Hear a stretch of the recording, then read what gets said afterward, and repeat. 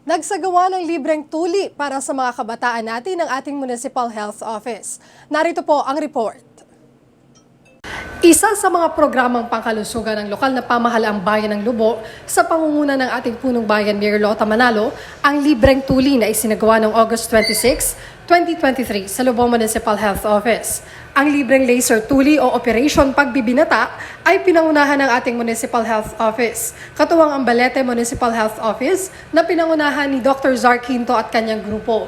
Ayon sa ating Municipal Health Officer Dr. Alec Caintinho, mahalaga ang pagpapatuli sa isang lalaki.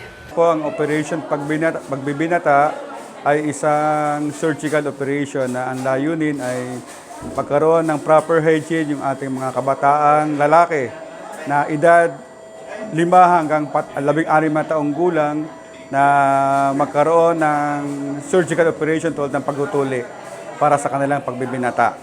Nilahukan ng libreng tuli ng mga binatilyong edad 8 pataas mula sa iba't ibang barangay dito sa ating bayan. Isa sa mga naunang nagpatuli si Ezekiel Magtibay ng Barangay Kalumpit. Buong tapang na tiniis si Ezekiel ang sakit sa pagpapatuli. Nagpatuli po siya para maging ganap po na lalaki at na matapos na pong hirap. Sakit po. Ipiniliwanag naman ni Dr. Zar Quinto, Municipal Health Officer ng Bayan ng Balete, kung ano ang laser na ginagamit sa pagtutuli. Yung laser tuli kasi yan yung ginagamit natin yung electrocautery machine para maging mabilis yung paggupit doon sa ari ng mga lalaki. So yun, nagpapasalamat kami sa Lubo at tinanggap kami upang isagawa yung aming tinatawag na Operation Pagbibinata. Kaya thank you very much po sa munisipyo ng Lubo. 70 kabataan ang matagumpay na natuli sa programa. Isa lamang ito sa mga programang pangkalusugan ng ating lokal na pamahalaan. Naging matagumpay ang isinagawang bloodletting activity sa Lubo Municipal Hospital nitong ika-31 ng Hulyo. Nakalikom ng may kabuuang 55 bags ng dugo mula sa iba't ibang volunteers na nagmula sa ating bayan.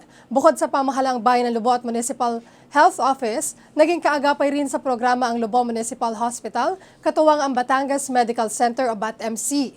Layo ng aktibidad na makalikom ng dugo na pwedeng maitulong sa ating kapwa Luboans.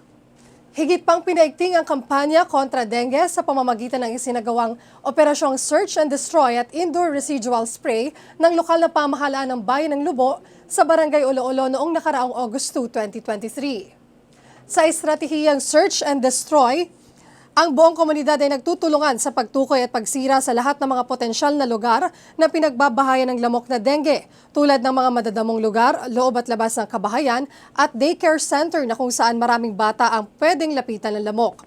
Posible kasing mamuhay ang lamok na maaaring magdala ng sakit na malaria, dengue at Japanese encephalitis ngayong panahon ng tag-ulan. Ang aktibidad na ito ay naglalayong ipalaganap ang impormasyon upang maiwasang magkaroon ng kaso na dulot ng lamok sa ating bayan.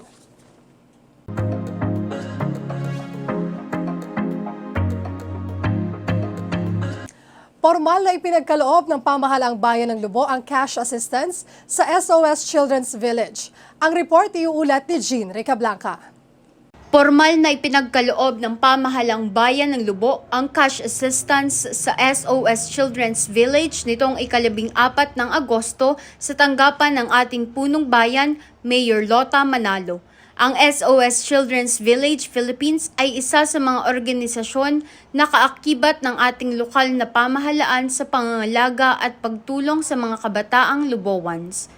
Ibinigay sa organisasyon ang higit 70,000 piso na siyang tulong natin para sa 11 kabataang Lubowans na nasa kanilang pangangalaga. Isa sa mga natulungan nila ang tubong Lubo na si Angelica Navarro na nakatapos sa kursong Bachelor of Science in Education. Sobrang laki po ng naitulong sa amin ng LGU ng Lubo dahil nakaka-receive po kami ng monthly po na support.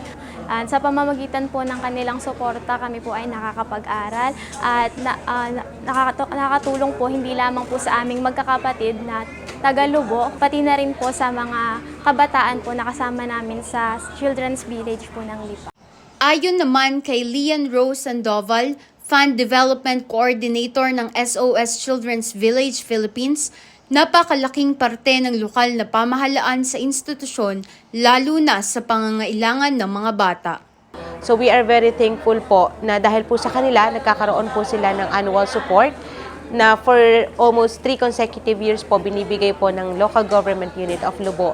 And napakalaki po ng impact na bibigay po ng LGU of Lubo sapagkat dahil po sa kanila, sila po ay nagiging katuwang namin para mabigyan ng magandang future ang mga bata namin sa SOS.